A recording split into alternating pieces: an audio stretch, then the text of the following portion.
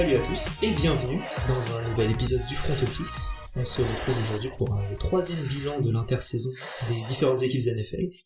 On a fait, lors du dernier épisode, les Eagles avec Doug et Victor. Donc si vous n'avez pas pu écouter cet épisode, c'est celui d'avant, que ce soit sur YouTube, sur Spotify, peu importe là où vous nous écoutez. Et n'hésitez pas à nous faire des commentaires, notamment sur Spotify où vous avez l'option de mettre les commentaires et de dire ce que vous pensez de l'épisode. On a bien regardé ça. Aujourd'hui, on va faire l'épisode sur les Baltimore Ravens qui ont fait une plutôt bonne saison.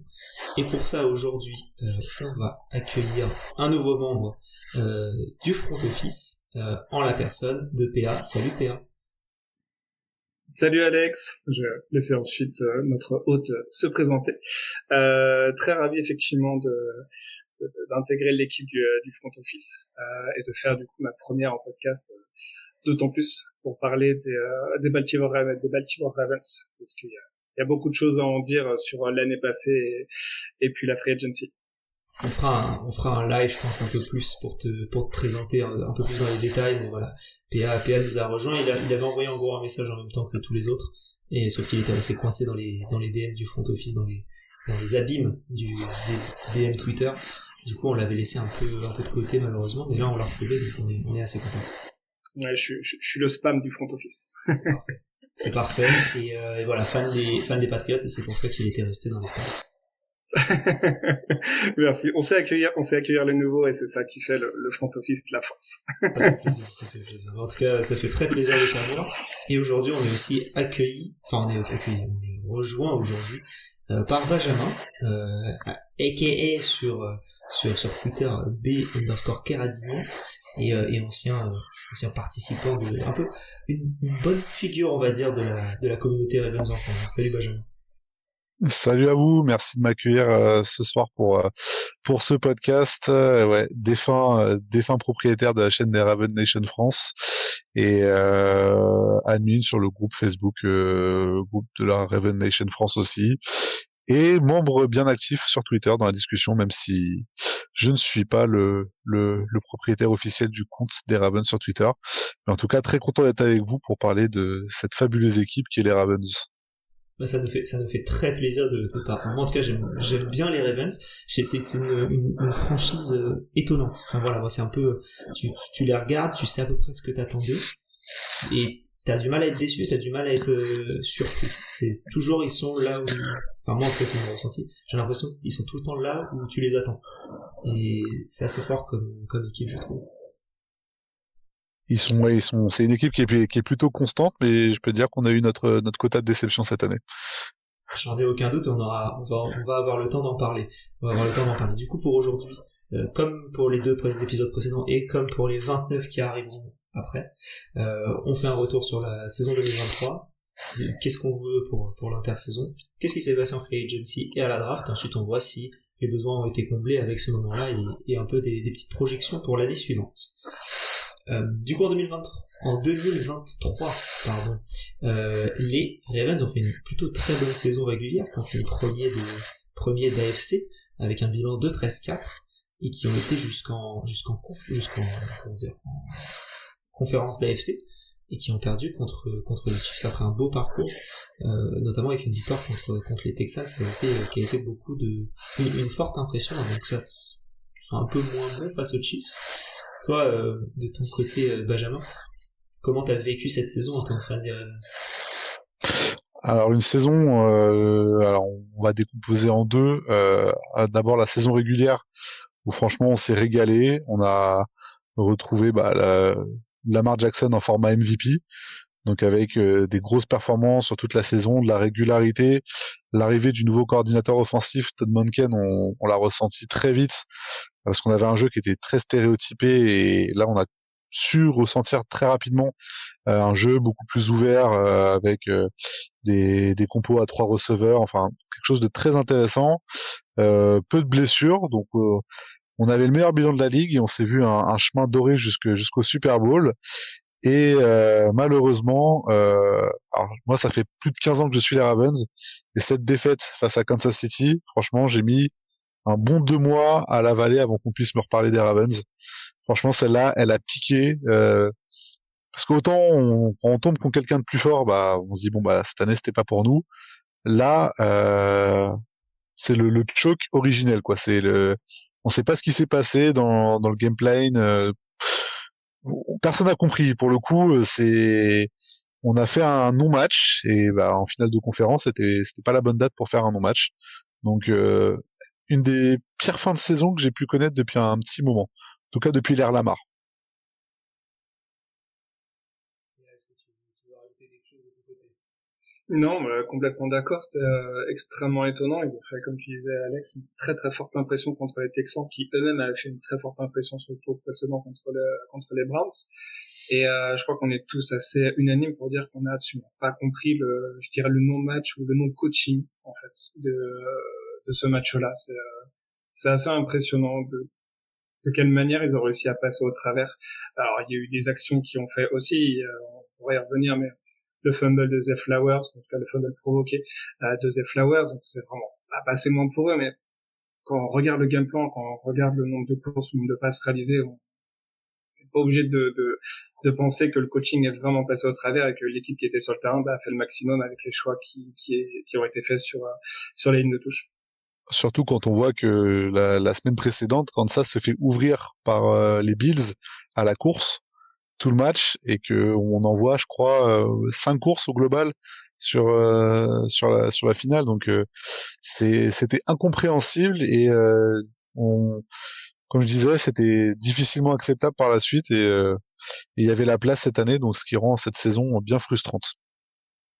C'est bien parce que j'allais te demander un peu ton ressenti de la saison. Du coup, t'es plus sur la frustration. Donc, tu l'as dit, hein, t'as mis 2 mois à t'en remettre de la finale de conférence, donc j'imagine que beaucoup de frustration. Est-ce que tu vois quand même sans parler de ce qui c'est vraiment juste sur le ressenti de la saison, et tu vois des motifs d'espoir, on va dire, d'aller plus loin derrière, ou est-ce que tu te dis c'était la saison ou jamais entre guillemets? Bah, on avait un roster qui était quand même hyper complet. Il y avait quasi aucun trou, aucune faiblesse significative. Là, on doit en parler après, mais on a perdu quand même pas mal de joueurs sur la off-saison. Euh, on restera un contender, c'est sûr, parce qu'on est équipé et qu'on est une franchise qui est bien gérée.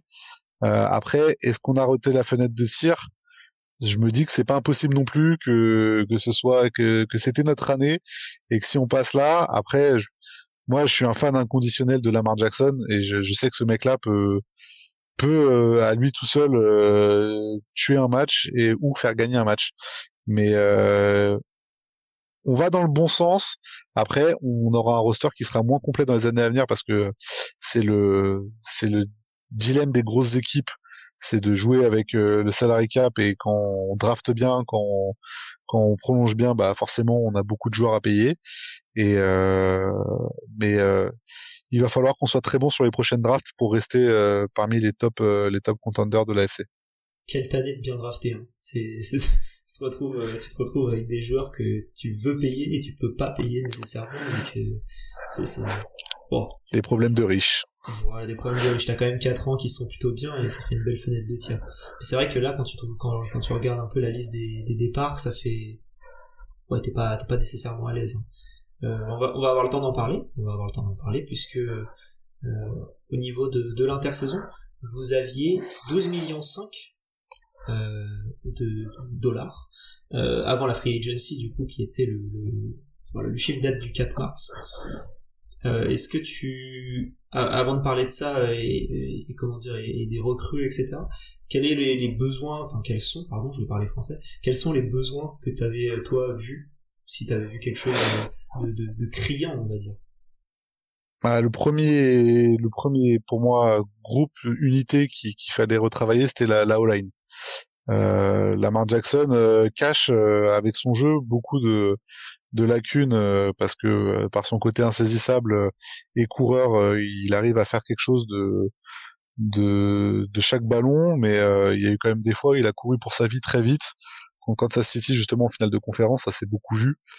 Donc ce qui nous semblait être un point faible. Au vu de la off-saison pour le moment, le coaching staff a vu à peu près la même chose parce qu'on est en reconstruction totale pour cette unité. Et après, ça manquait aussi un peu si on chipote un peu de profondeur de banc sur le poste de corner. Mais après, globalement, sinon, on est quand même une équipe qui était le meilleur bilan d'AFC, pas pour rien, parce qu'on avait un roster qui est quand même assez complet. PH, je t'ai vu hocher la tête lorsque Benjamin a dit la O-line, il fallait absolument, enfin c'était vraiment un besoin criant. Ouais, je suis complètement d'accord. J'ai regardé un petit peu les statistiques de la saison, parce on peut avoir le ressenti en regardant les vidéos, et puis parfois, et même assez souvent, les chiffres qui parlent d'eux-mêmes. Les Ravens, ils ont concédé 45 dans la saison. Ils font partie de la moitié ils sont dans la moitié de la ligue. En fait, ils sont 15e ou 16e. C'est énorme. Quand on sait en plus que Lamar Jackson, c'est un lanceur coureur, c'est-à-dire qu'il peut aussi échapper à la pression. Donc là, j'ai pas d'éléments notifiés pour comptabiliser le nombre de sacs que lui a évité. Mais quand on connaît Lamar, on peut estimer que c'est assez nombreux.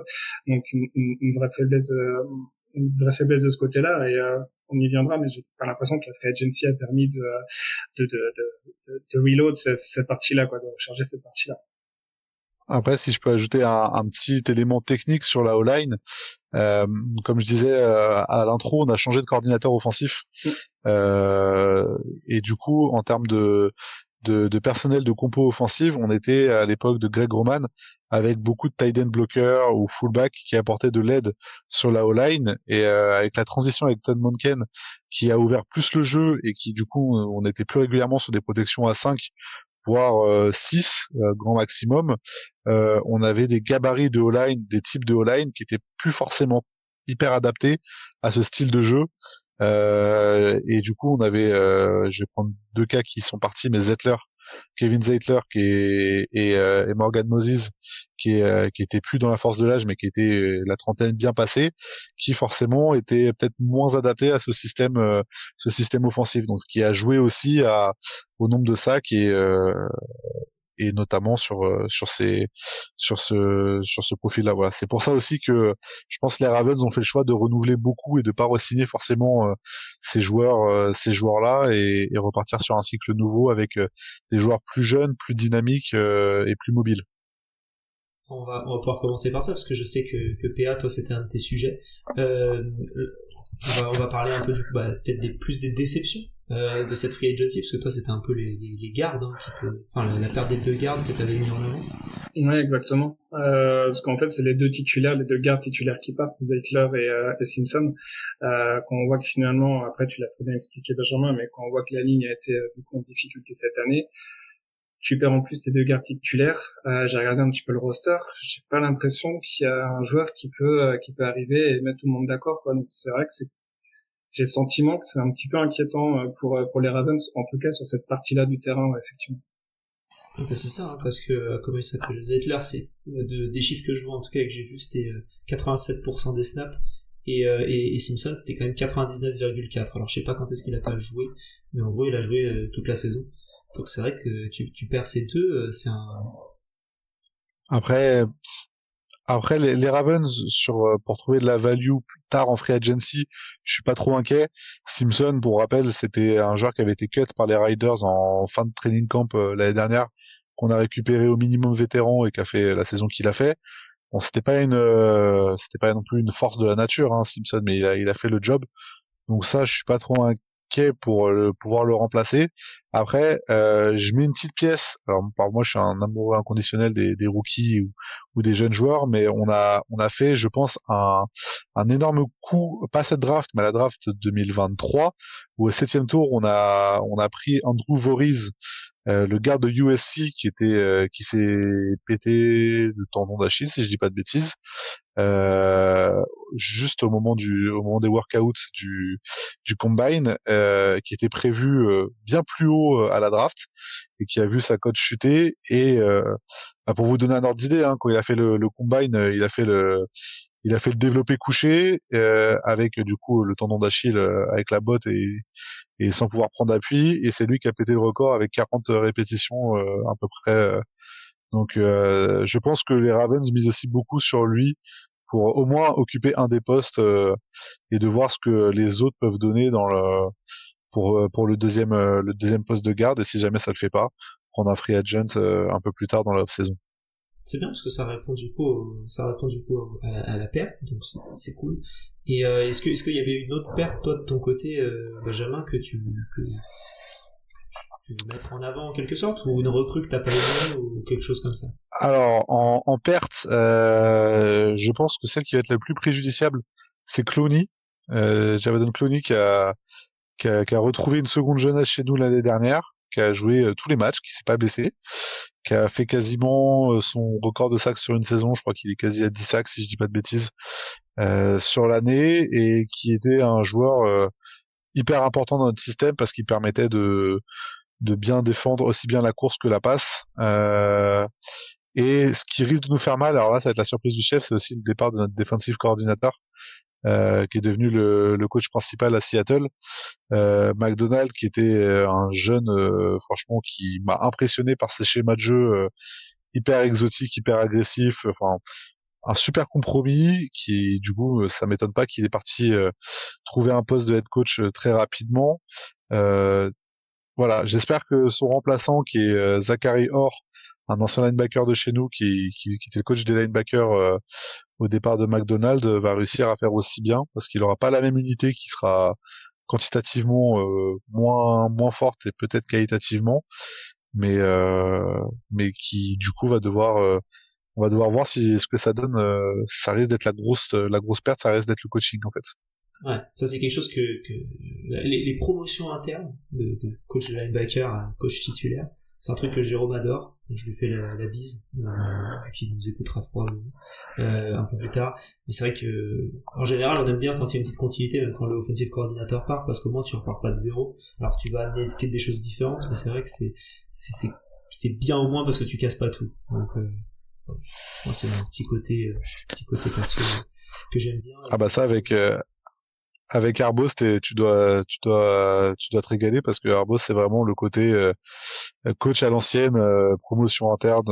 On va rarement chercher à l'extérieur pour ceux qui partent. Je me régale jusqu'à un certain niveau, on va dire. Tu vois, c'est à un moment, c'est pas mal de changer aussi, quoi.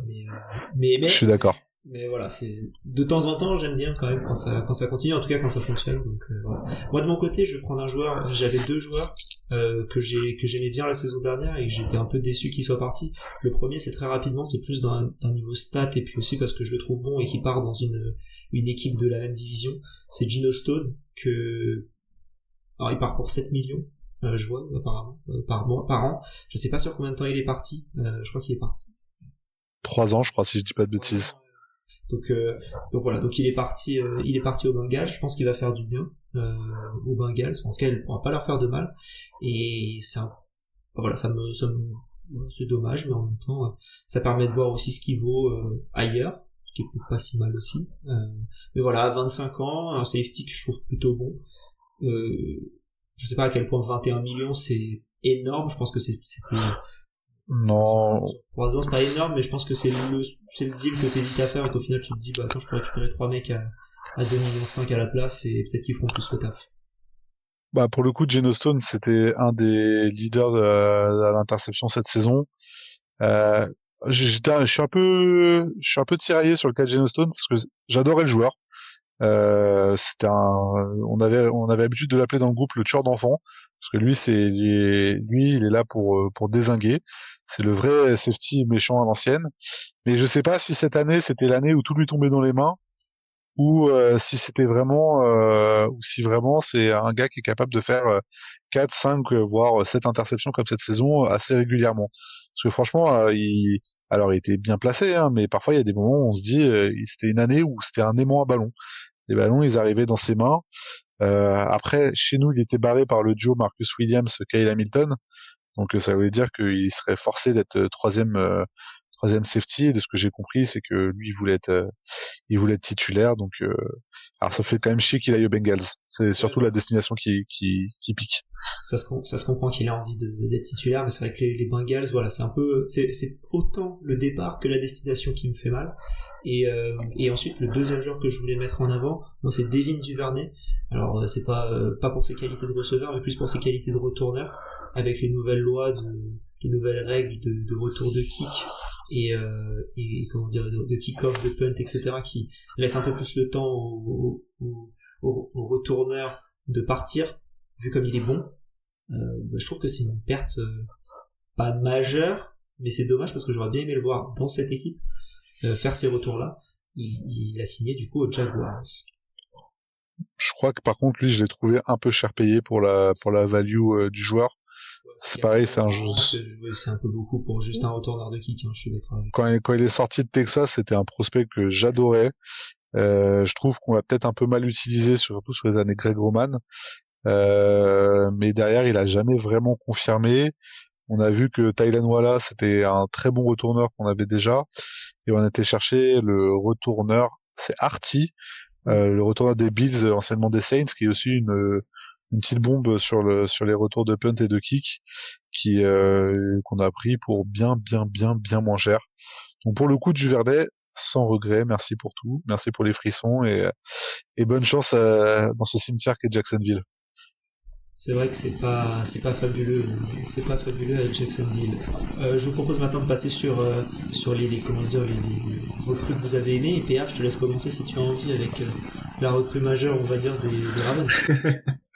Je suis très ligne offensive pour ma première, alors que j'ai absolument pas le gabarit pour, mais j'ai beaucoup aimé le deuxième tour avec Rosen Garten, justement parce que là on est encore sur la free agency.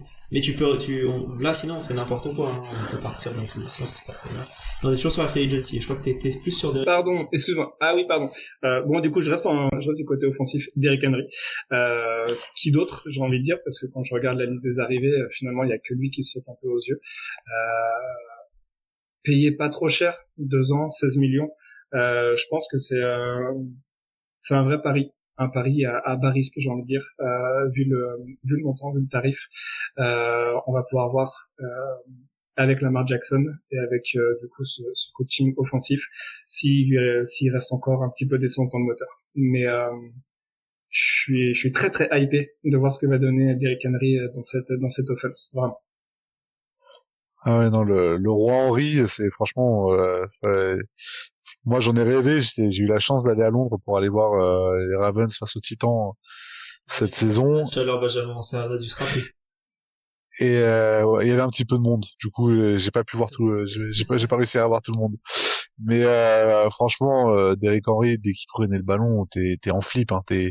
Quand t'es supporter adverse. Alors déjà, quand t'es dans les tribunes, t'es pas bien. Alors j'imagine les joueurs qui sont en face, les D-line, ça va être quelque chose. Je me dis Derrick Henry avec même une O-line moyenne plus et Lamar Jackson, les coordinateurs défensifs en face, ils vont être en PLS. C'est faire de l'option, de la red option avec Lamar Jackson et Derrick Henry. Franchement, ça va être quelque chose à voir. Moi, je trépine d'impatience de voir le duo. C'est hyper complémentaire. Ça, surtout que Lamar Jackson, du coup, a perdu du poids, s'est affiné pour regagner un peu en agilité et en vitesse pour pouvoir, je pense que sur les play action et autres, faire des dégâts. Mais je pense que Derrick Henry, en plus des plus de milliards qu'il va nous apporter de manière quasi certaine, il va nous permettre d'ouvrir aussi les défenses sur le passing game où on va envoyer des play action, et comme t'es obligé de respecter Derrick Henry, bah t'es obligé de mettre du monde dans la boîte quand il est sur le terrain. Donc on va avoir des 1 contre 1 pour nos receveurs qui vont s'ouvrir, je pense, au fur et à mesure de la saison. Ça va être très sympa à voir ça, hein, parce que c'est vrai que t'es obligé de recentrer tout le monde, et derrière, à droite, à gauche, t'es tranquille. Moi, ça m'amène à mon joueur, très rapidement, parce qu'évidemment, c'est Derrick Henry, hein, si tu prends le joueur de tout le monde. Alors, c'est une signature qui, comment dire, est une resignature pour 1 an seulement, mais j'avais bien aimé ce qu'il avait fait cette saison. Moi, c'est Agholor en receveur, justement, qui pareil, hein, on était au match à Londres, Benjamin, Agholor c'était un des seuls receveurs avec Beckham qui récupérait la balle, j'avais l'impression. Et ouais, Agholor, j'avais bien, autant j'aimais pas avant. Je trouve qu'au Ravens il a fait une bonne saison, il a joué moitié des snaps, il a fait des belles réceptions, et je me dis là du coup avec beaucoup plus de 1 contre 1 il peut être intéressant, notamment au milieu. Donc voilà, c'est pour être un peu différent de Derrick Henry, hein, parce que c'est vrai qu'il n'y a pas eu beaucoup de signatures. Non, je suis d'accord avec toi. Agolahor, en troisième ou quatrième option, c'est hyper intéressant. Il avait pas les épaules de son statut de premier choix, de premier tour de draft, pardon. Et du coup, en receveur 1, voire 2, ça le fait pas, mais en troisième cible, voire quatrième cible, il arrive à faire des différences, surtout dans le slot. J'ai trouvé pas mal intéressant quand il prenait le slot. Et moi, comme toi, ça va être la re-signature de Kyle Van Noy, que j'ai bien aimé. Alors, bien sûr, derrière Derrick Henry, hein, encore une fois. Mais Kyle Van Noy, c'est d'ailleurs qu'on a quitté aux Patriots avant, si je dis pas de bêtises, qui est que tout le monde pensait en fin de carrière cramé, qui allait être là pour juste le training camp, qui a fait une saison, je crois qu'il a fait la meilleure saison de sa carrière quasiment, et qu'on a réussi à remettre d'aplomb. Et franchement, il amène du leadership. Il est un peu comme Clowney, à savoir très bien fermer aussi sur le jeu de course. C'est un joueur hyper complet qui peut drop en cover. C'est le Sam par excellence des défenses 34, et je trouve que le rapport qui a été pris est hyper intéressant pour un joueur qui va nous apporter cette saison, même si je pense qu'il va pas aller taper les 10 sacs comme il a fait la saison dernière, mais c'est quelqu'un qui va ramener 5-6 sacs en plus de bien fermer au niveau du jeu de course. Donc la re-signature typique des Ravens. Ouais, c'est une bonne resignature et quand on regarde un peu la liste, surtout des signatures. Alors juste parce qu'en fait j'ai oublié d'en parler parce que j'ai parlé des autres, mais la resignature de Bateman, j'ai eu un peu du mal parce que je trouve qu'il coûte cher par rapport à ça. Ah non. Alors là, je suis vraiment pas d'accord. Alors, Bateman, j'ai un peu du mal. Alors moi aussi, je suis sorti du train Rashad Bateman. C'est pas, mais à ce prix-là, au vu du marché des receveurs aujourd'hui, c'est pour moi, tu peux pas trouver un receveur 2 à ce prix-là qui est meilleur que Bateman aujourd'hui. Enfin, je te mets au défi de trouver, hors contrat rookie évidemment, mais quelqu'un qui a 25 ans, qui va prendre 5 millions la saison, avec, je pense, parce que bon, moi je suis certains comptes américains qui sont affiliés aux Ravens, qui analysent de la vidéo. Aujourd'hui, il y a un vrai problème d'alchimie avec Lamar Jackson. Parce qu'il y a eu beaucoup de jeux sur lesquels il était méga ouvert, qui faisaient des différences, sur lesquels il n'a pas été servi. Il a jonglé avec pas mal de blessures. Je pense qu'il peut y avoir quelque chose. Bateman, après, moi, c'est sûr que entre sa sortie d'université et ce qu'il a pu produire sa saison rookie, qui me laissait beaucoup d'espoir, et derrière l'enchaînement de blessures et de non-performances, c'est pour ça que je suis descendu du train. Après, je pense qu'il faut savoir aussi mieux l'utiliser. Ok, t'as pris la trottinette à côté des rails, quoi. Voilà, j'ai pris au cas où le train suivant, si jamais. Okay. Comme ça, je me protège. Comme ça, s'il sort une saison à 1 milliard, je pourrais dire les gars, je vous l'avais dit, il fallait pas. Tu supprimeras toutes les archives ça. ce que t'as pu dire. Bon bah voilà, ça nous fait un peu le tour de cette free agency. On va pouvoir passer maintenant à la draft. Je vais vous lister un peu les différents choix et ensuite je vais vous laisser un peu plus la main parce que moi le college football c'est jamais mon grand fort. Donc je vais pouvoir vous laisser parler un petit peu plus. Du coup sur la draft, au premier tour, avec le choix 30, vous avez récupéré Nate Wiggins de Clemson, un cornerback. Au deuxième tour, et PA en a déjà parlé brièvement, donc on sait qu'il en parlera plus tard, c'est Roger Rosengarten, le offensive tackle de Washington. Troisième tour, Adisa Isaac, defensive end. En pick numéro 113, Devontae Walker, receveur. Et au pick 130, toujours au quatrième tour, TJ Tampa, un cornerback. Au cinquième tour, Rashid Ali, un running back. Un QB au sixième tour avec Devin Leary de Kentucky. Et au septième tour, un center en Nick Samak et un safety en Sanusi Kane. Voilà, alors si vous avez des petites... bon, j'imagine, Benjamin, tu l'as étudié de fond en comble, enfin j'ose imaginer, je ne sais pas si c'est le cas encore, mais je pense que tu as pu regarder un peu plus en détail les différents picks. Overall, que penses-tu de cette draft avant de rentrer un peu plus en détail après? Draft typique des Ravens, c'est-à-dire le meilleur joueur avant de combler un trou, avant de combler un besoin. C'est best player available, comme ils disent là-bas. Donc c'est vraiment, on prend le meilleur joueur qui tombe dans notre board à la position. Globalement, en plus, on a eu des joueurs qui sont tombés, qu'on imaginait plus haut. Seule petite déception, peut-être un peu juste au niveau de la O-line, j'aurais peut-être pris un joueur en plus ou peut-être un peu plus haut que le 7e tour pour le deuxième O-line pour les Ravens, mais sinon globalement les values sur l'ensemble des picks est assez folle quand même. PA, est-ce que tu veux nous parler du coup de Roger Rosengarten, parce que ça fait 20 minutes qu'on attend ton avis du coup dessus. Et ça fait 20 minutes que j'attends de donner mon avis. Non, je trouvais ça extrêmement intelligent de la part des Ravens de pick, surtout au deuxième tour, parce que c'était vraiment sa value pour Rosengarten. Et au-delà du fait que ça vient combler effectivement une O-line qui était un petit peu plus faible l'année dernière. Il y a aussi la question qui se pose de Ronnie Stanley, qui est quand même régulièrement blessé, qui va arriver sur la trentaine. Du coup, je pense que ça fait une bonne passerelle parce que notre ami Roger, il a que 21 ans pour le moment. Il a performé parce qu'il était à Washington. Donc, on a vu ce que ça a donné cette année en college football, qui était une des meilleures O-line du college football.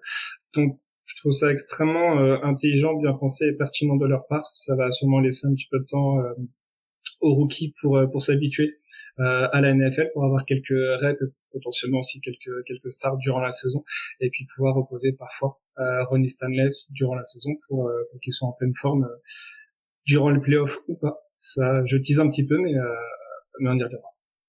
Alors pour le coup, je pense que le rookie va être, je vais appeler le rookie parce que son nom, je n'arrive absolument pas à le prononcer à chaque fois. Roger. Vous avez un écran sous les yeux, donc vous c'est plus facile. mais du coup, c'est-à-dire Roger. Ah oui, parce que c'est Roger. On est en train de filmer pour ceux qui sont sur YouTube et qui voyaient la vidéo. Vous ne voyez pas Benjamin, mais je vous rassure, nous non plus. Ça y est, la nuit est tombée. La nuit est tombée, on voit juste un écran noir où on ne voit rien de plus, d'où le fait mais sa petite photo.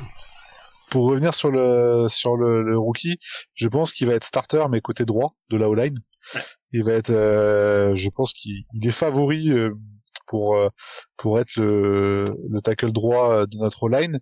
Mais je te rejoins, PA. Effectivement, je pense que dans l'idée, si tout se passe comme prévu, c'est qu'il fasse cette saison à droite et que l'année prochaine il glisse à gauche quand Stanley aura plié bagages parce que c'est sa dernière, ils ont renégocié le contrat, c'est sa dernière année.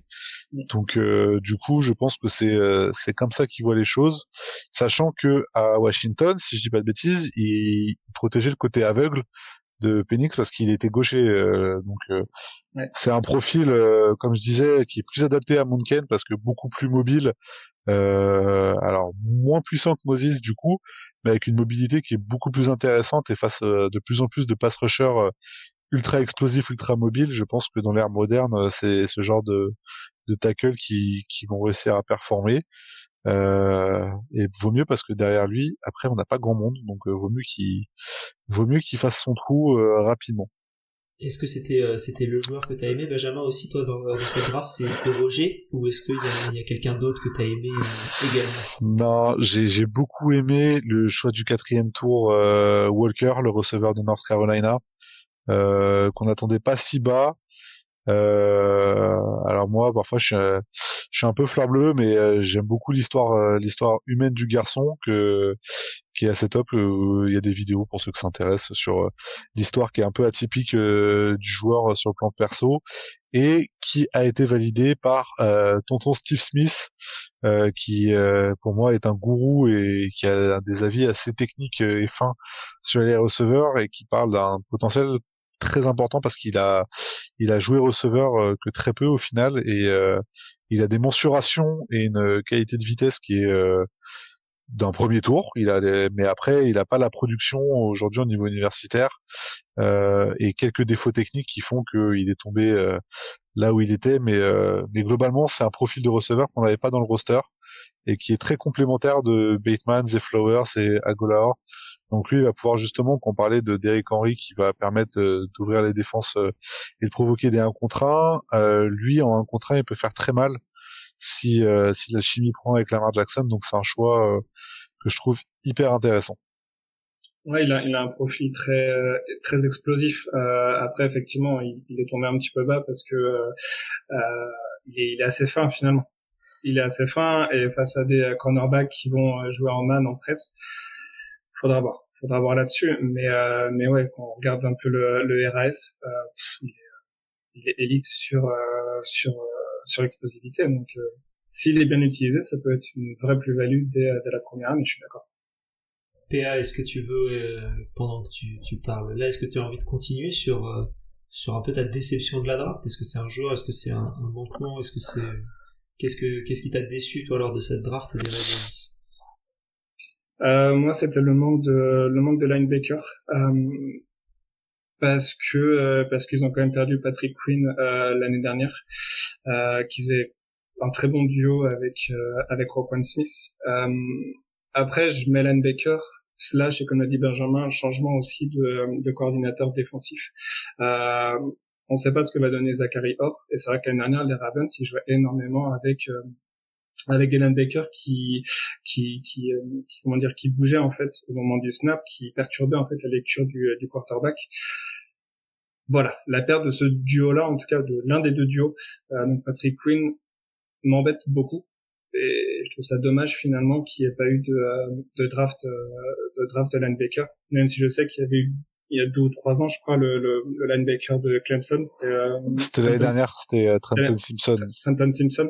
Donc à voir si c'est lui qui va du coup prendre la place directement. Clairement, c'était le projet l'année dernière, hein, parce qu'on a quand même mis un 3e tour sur un linebacker, alors que c'était pas le besoin premier. Trenton Simpson, c'est physiquement pareil, c'est un beau bébé, c'est un animal. Moi, Patrick Quinn, bon, ceux qui me suivent, ceux qui échangent avec moi vont pouvoir se foutre de ma gueule, mais moi, j'étais vraiment pas client de Patrick Quinn. Dans notre groupe Discord, il y avait carrément des mèmes qui avaient été faits sur moi, sur Patrick Quinn, mais non, c'est pour moi clairement le poste de linebacker. Roquan Smith rend le deuxième linebacker bon, voire très bon. Je suis d'accord, j'étais pas fan non plus de Patrick Quinn, et c'est le duo en fait qui a fait que Patrick Quinn a aussi monté de niveau. Je suis complètement d'accord. Je pense que pardon, vas-y. Non, vas-y. Continue la discussion, je rajoute quelque chose à la fin. Je disais que les Steelers, au prix où ils l'ont touché, c'est pas une mauvaise affaire. Faut pas non plus cracher plus que raison, mais je pense que c'est pas un linebacker 1 pour moi. C'est un très bon deuxième linebacker, mais si t'as pas un pilier à côté de lui, Patrick Quinn, aussi vif qu'il est, il s'est fait manger sur les blocs. Il a du mal à dégager des blocs, et je pense qu'il n'a pas la lecture de jeu pour être Mike comme Roquan. Enfin, on a vu le avant-après signature de trade et signature de Roquan Smith. C'était le jour et la nuit. Donc c'est pour ça que Trenton Simpson, qui est plus volumineux, qui va aussi se voir au plus vite que Patrick Quinn, on l'a vu un peu en dernière semaine de saison régulière. Il a joué à la place de Roquan Smith, je crois, Trenton Simpson, parce qu'on faisait reposer les titulaires, et il a été plutôt très intéressant, donc ça m'a un peu rassuré, et à voir sur la deuxième saison donc starter, s'il arrive à gagner sa place, parce que chez nous on arrive toujours à trouver un vétéran ou un drafted qui prend une place dont c'est pas où, donc je pense qu'il reste du monde encore en linebacker, je vais regarder, mais je pense qu'il reste encore quelques... Alors, pour notre ami PA, fan des Patriots, on a récupéré Chris Board, qui était chez... Alors, si, je peux du coup très bien en parler. Il sera pas titulaire, et il a été extrêmement mauvais l'année dernière en special team chez les Patriots, là où il avait été recruté. C'était un très très bon special team. Bah oui, parce que chez nous aussi, parce qu'il était initialement, c'était un Ravens initialement. Et effectivement, moi j'étais parti avec un souvenir de lui très bon sur special team, mais je savais pas qu'il avait été Ah non, l'année dernière, il avait été signé pour 4 ou 5 millions, il a pas été bon. Après, toutes les squads quasiment de special teamer des Patriots n'a pas été bonne. Donc, est-ce que c'est propre à lui? Est-ce que c'était le coaching? Voilà. Mais pas mécontent de le voir partir ailleurs, en tout cas. Vous allez, en tant que Raven, vous allez nous faire des signatures à la type Shaquille Leonard ou Leighton Van Der Esch, très probablement à 2 jours du début de la saison. Et vous aurez 2 linebackers qui vous manquent. Et comment dire, si vous avez écouté, alors vous non, puisque je l'ai pas sorti au moment où on enregistre cet épisode, mais on a fait du coup aujourd'hui, donc le même jour où on a enregistré avec Doug l'épisode sur comment dire sur les Eagles où on parlait des différents de la draft, on parlait de Jeremiah Trotter, etc. Et Victor qui était avec nous soulignait que la draft, enfin la cuvée de linebacker n'était pas ouf cette saison nécessairement au niveau de la draft. Et c'est peut-être pour ça qu'il y a autant pas en prendre 3 quand la cuvée est bof. Je pense que voilà, peut-être. Alors pour le coup, les Eagles, Jeremy Trotter, 5e tour, c'est un braquage absolu. Alors moi je me posais la question parce qu'encore une fois je suis pas assez comment dire formé sur le college football, etc. Et bon, Victor était un peu sceptique, on va dire, sur le joueur. Moi tout ce que j'entendais c'était un braquage, donc je suis d'accord avec toi. On verra ce que ça donne. Et toi, En 5e tour. bien Ah là, aimé en 5e tour, clairement, moi j'y allais les yeux fermés, hein. à la place C'est, de enfin, Rachid 5e tour, à la place de Rachid Ali, tu le prenais quoi. ouais. Après, Rachinali, je suis pas mécontent du choix parce que notre deuxième running back est pété au moins jusqu'à la moitié de saison, donc c'est pas incohérent, mais Trotter 5e tour, et c'est quoi qu'il en soit, c'est gagnant. Si ça marche pas, ça reste un 5e tour. Si ça marche, t'as un salaire bas pour 4 ans pour un poste de linebacker qui reste quand même important en NFL. Ben voilà, donc pour tous ceux qui ont envie d'écouter la discussion qu'on a eue, n'hésitez pas. C'est l'épisode juste avant. Et voilà, donc n'hésitez pas et faites-nous vos retours. Si vous êtes venu pour les Ravens, restez pour les Eagles. Pourquoi pas? Ça s'entend pas nécessairement bien, mais pourquoi pas? Ça va, on te l'a bien vendu. Franchement magnifique. Là, transition parfaite, machin, on n'aurait pas pu faire mieux. Donc moi ça me va nickel. Benjamin, est-ce que tu veux rajouter quelque chose? Toi, est-ce qu'il y a une partie de la draft que t'as pas trop aimé, un manque, Bon, un choix, ou t'es content? comme je disais, peut-être un manque d'un O-line, mais je pense que le board n'est pas tombé comme on voulait pour avoir un garde. Je regardais notamment au 4e tour où il y avait quelques gardes intéressants qui partaient au fur et à mesure. Il y a eu un gros rush sur les gardes en début de 4e tour, et du coup je pense que après en plus il y a TJ Tampa qui est tombé, qui était plutôt attendu second tour, donc on n'a pas trop hésité, mais globalement ça reste très solide et on va avoir pas mal de joueurs qui vont contribuer dès la saison rookie. Après une draft, hein, ça s'évalue 3-4 ans après pour dire si c'était bien ou pas. C'est au moment des re-signatures où tu te poses la question, si tu galères, t'es content, et si tu galères pas, c'est que t'as fait une mauvaise draft, quoi. C'est ça. Euh, est-ce que t'as envie de parler d'autre chose sur cette draft ou... Petite pièce pour parce que nous on a une tradition, c'est de toujours signer un undrafted rookie free agent depuis je sais plus combien d'années. Et là je mets une petite pièce sur Braids, le safety de Maryland, parce que bon en safety on n'a pas grand monde derrière, et c'était un undrafted pareil un peu pas attendu parce qu'il était attendu 4e voire 5e tour sur pas mal de boards, donc pardon. Au vu de notre situation du roster et le profil du joueur, je mets une petite pièce sur sa signature dans les 53. Pas bon. Eh ben écoute, PA, est-ce que tu as autre chose à rajouter de ton côté? Non, pas du tout. Pas du tout. Ok. Eh ben écoutez, je vous propose qu'on passe sur un peu le bilan. Benjamin, est-ce que tu ressors de cette intersaison confiant pour la saison à venir? Confiant, c'est peut-être pas le premier mot que j'aurais choisi, mais impatient parce qu'il y a quand même encore une fois, hein, moi je reviens sur Derrick Henry, mais une offense Lamar Jackson, Derrick Henry, est-ce qu'il y a un duo comme ça qui est aussi en ballon en NFL? Pas beaucoup, je pense.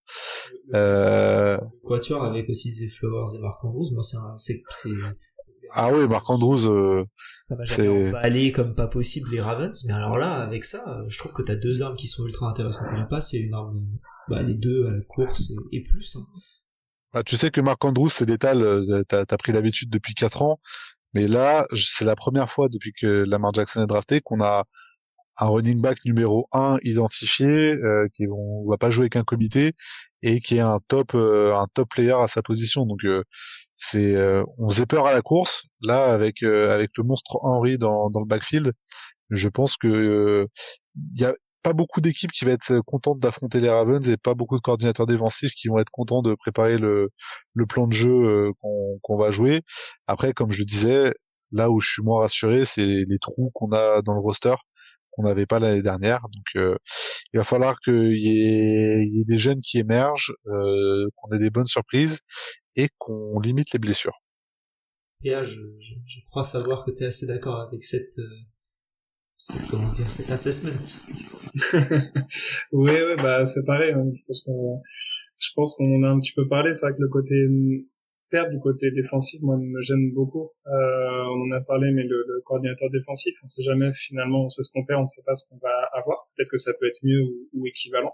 Peut-être que ça sera aussi moins bien. Et c'est vrai que quand il y a une défense qui sort d'une saison assez quasiment élite, je dirais, c'est toujours difficile de reproduire la saison suivante parce qu'elle est plus attendue, parce que les systèmes de jeu aussi sont un petit peu différents de la part des adversaires.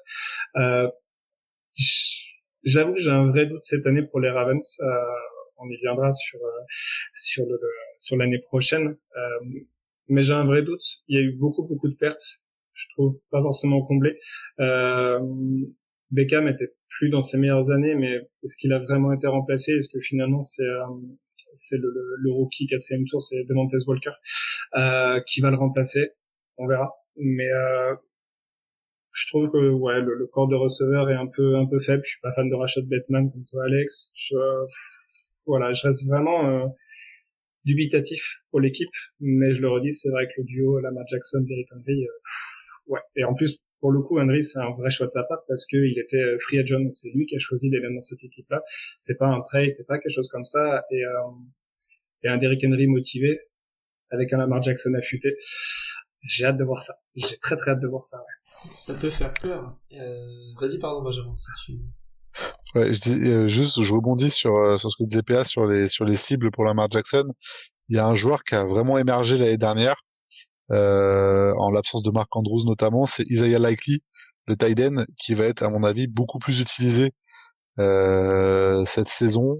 Je pense qu'on va avoir beaucoup de plans de jeu avec deux tight ends, parce que aussi bien Andrews que Likely peuvent aller bouger, se mettre dans le slot, jouer bord de ligne, etc.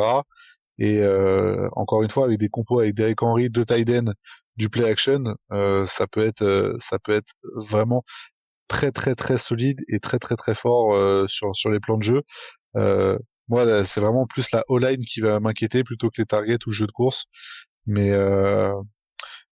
c'est pour le coup, on continue à avoir des armes. Beckham, j'adorais le charisme et l'aura qu'il ramenait, mais il a été loin d'être transcendant, même s'il a ramené beaucoup de pass interference.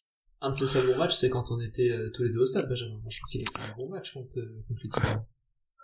Ouais, à part une slant qui récupère et qui prend loin. Enfin, à 15 millions l'année, si tu veux, c'était,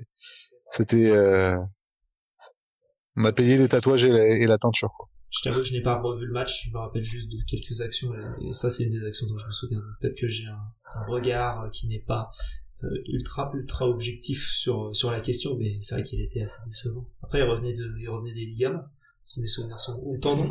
C'est ça. Ça venait un an et demi parce qu'il s'était blessé. Ouais, c'était ça. C'était un an et demi. C'était le ligament au Super Bowl des Rams.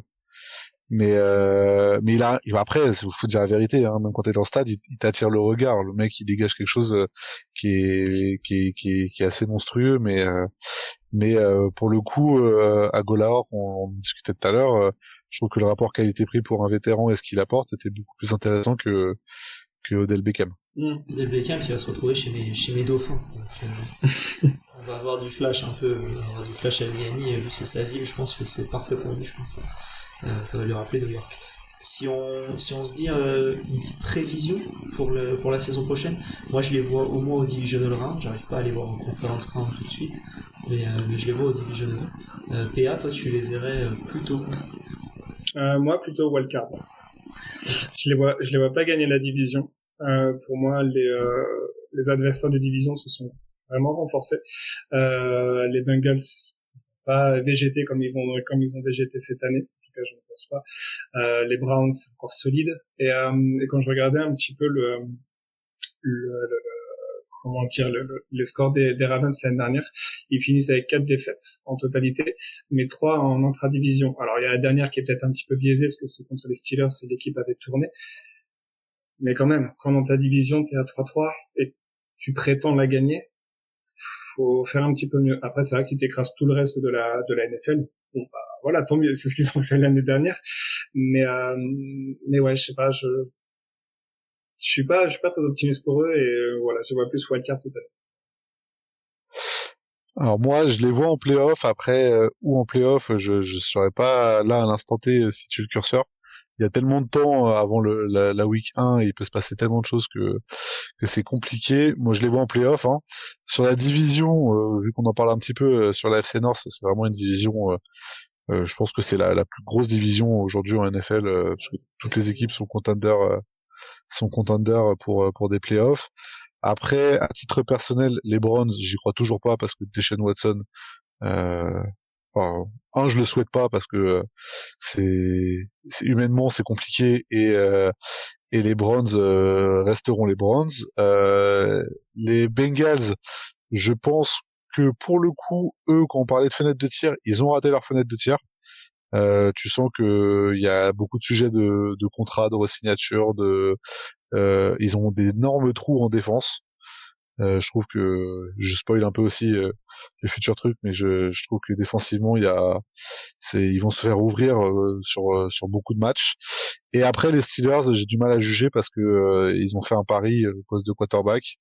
Ça va être du très très bon ou du très moyen, mais les Steelers restent une équipe qui, comme les Ravens, très bien gérée et qui parvient toujours à ses fins. Donc c'est peut-être les Steelers que je crains le plus dans la division, mais au-delà de ça, pour nous c'est playoff.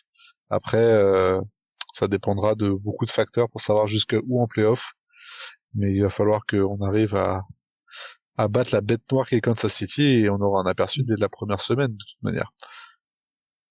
Après, les Steelers, c'est bien, ils vont finir à 9-8 pour faire plaisir à Coach Mike et puis on sera bon hein, pour ces 72 ans d'affilée en saison positive. Mais non, blague à part. Pour le coup, je disais des Ravens qu'ils avaient fait 3-3 dans la division. Bah, les Steelers, ils ont fait 6-0. Et c'est vrai que si les Steelers commencent à avoir une certaine régularité contre les autres divisions, bah ouais, déjà que je te rejoins Benjamin sur la division qui est extrêmement relevée en NFL, probablement, je suis complètement d'accord, la plus relevée de NFL. Mais si en plus les Steelers commencent à trouver une régularité, Mais ils ont trouvé un quarterback déjà, donc c'est inquiétant. Bah ils en ont trouvé 2 maintenant. Est-ce qu'ils peuvent l'associer et faire un seul et même quarterback? On verra. Mais Si tu mets toutes les forces des deux au même endroit, ça peut faire très mal. Par contre, ça peut faire très mal. Oh là là, ça risque de faire peur. Ça risque de faire peur. Bah écoutez, messieurs, merci beaucoup pour cet épisode. On va pouvoir s'arrêter là pour aujourd'hui. Benjamin, est-ce que tu veux nous dire un petit mot? Où est-ce qu'on te retrouve? Du coup, tu nous as dit Facebook, tu nous as dit différentes choses. Où est-ce qu'on te retrouve plus facilement? Alors, Facebook, pardon, Raven Nation France, vous êtes tous les bienvenus. J'essaie de partager des articles un peu plus sympas que ce qu'on peut faire sur Twitter. Sur Twitter, il y a le compte officiel Ravens France avec un groupe de discussion qui est très animé, qui est plutôt sympa. Sinon, on a aussi un Discord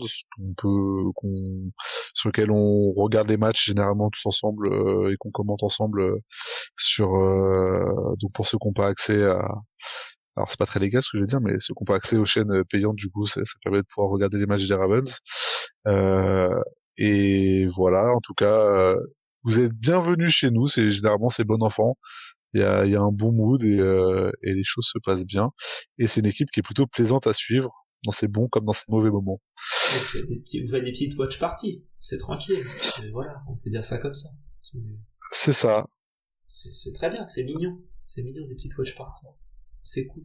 Non mais c'est trop bien, c'est cool. Bah, on va pouvoir voir. On essaye de faire vivre la chose. Et peut-être un retour sur YouTube quand l'envie se fera ressentir et que les enfants sont peut-être un peu plus grands pour me laisser du temps.